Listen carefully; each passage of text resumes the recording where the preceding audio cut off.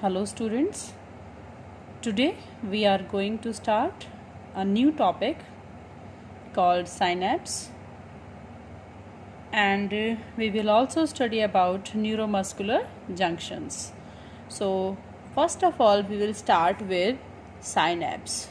What is synapse?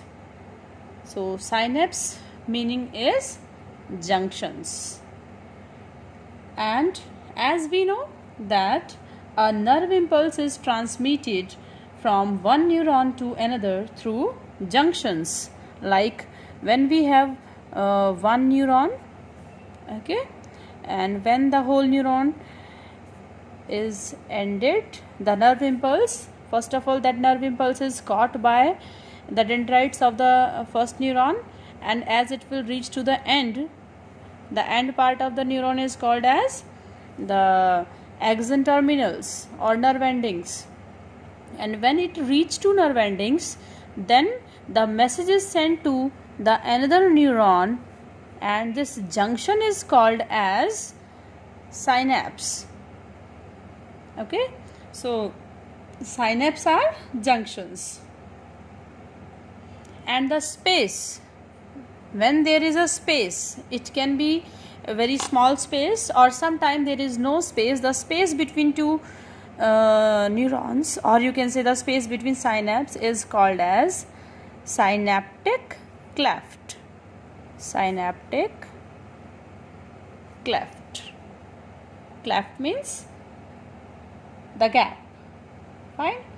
So this is the meaning of synapse. It's nothing so special that you will not understand. Synapse is the junctions of the two neurons. Okay, so the same way as we know that nerve impulse are generated here, and these travel in the body.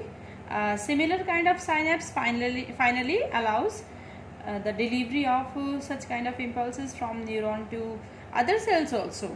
Means same kind of synapse are formed with the other cells, like muscle cells, or it can be a gland or any other cell.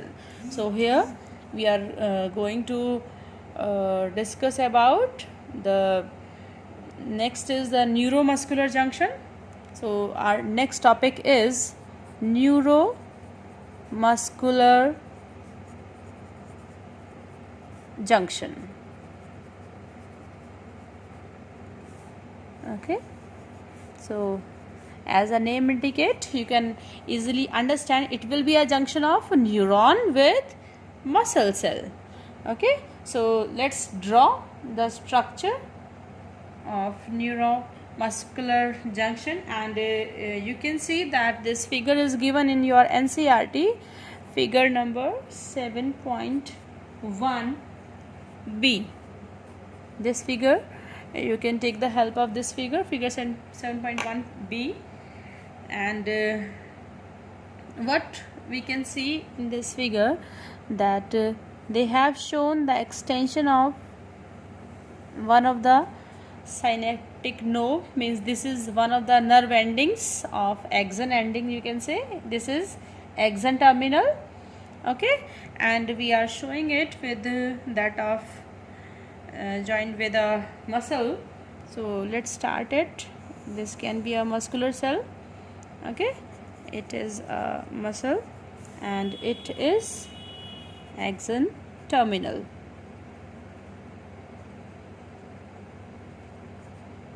Fine.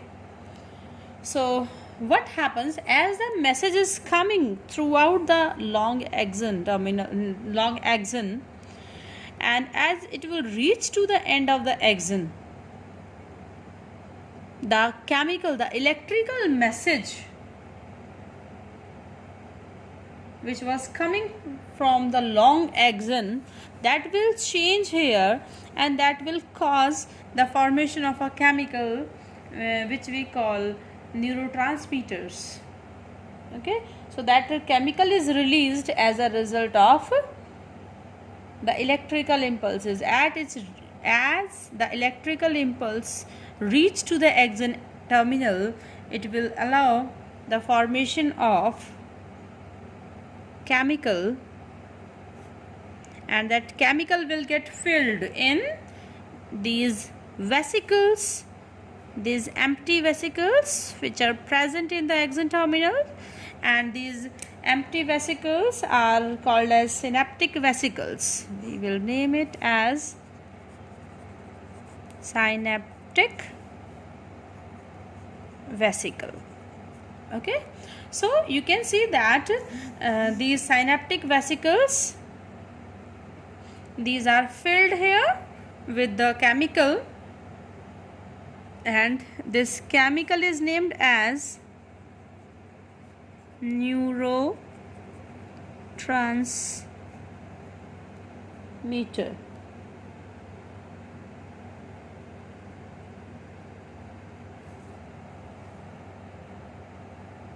Okay, and one of the example of neurotransmitter, you can easily find out that in your book also one of the neurotransmitter must be mentioned, that is acetylcholine, and it is present in great quantity in our body, and this neurotransmitter is quite important for the proper conduction and transmission of nerve impulses from one neuron to another and from one neuron to another. Other muscles also, you can say neurotransmitters. Fine, and the best example you can know, that is acetylcholine. Fine, so it's very simple. So as the nerve impulse is coming in the form of electrical form, and it will reach to the axon terminal. At the end, the whole electrical message will allow this release of the chemical which is called as neurotransmitter, and this neurotransmitter, because of the neurotransmitter, these all the synaptic vesicles present, that will get filled with this liquid and they will become heavier, and as they become heavier, they will start coming to the surface, this membrane, toward the periphery of this membrane, and then they will reach to this area. All these synaptic vesicles, because of the increase in weight, they will come to the surface, and then what will they do? The whole chemical filled inside these vesicles, they will start releasing it at the membrane. Okay, and then this membrane, as this membrane is getting the whole liquid, so we can say that the electrical message is converted into chemical ones. Okay, and this neurotransmitter is released here in the synaptic cleft. I should write the name of this space also, synaptic cleft. Fine, synaptic cleft, you can see. So the released neurotransmitter, they will bind to the specific receptors present on the nearby cell. As we are discussing here the neuromuscular junction, so this nearby cell is muscle cell. Okay, this is muscle cell. So the receptors which are present at the muscle cell, they will get bind with this neurotransmitter. Okay, and this binding will open the ion channels along and look, as these chemical, they will get bind with these receptors present on the muscle cell, they will allow the entry of the ions which can generate a new potential in the muscle cell also, and as a result they will get up the same impulse, which is the message which was hidden in the chemical released here.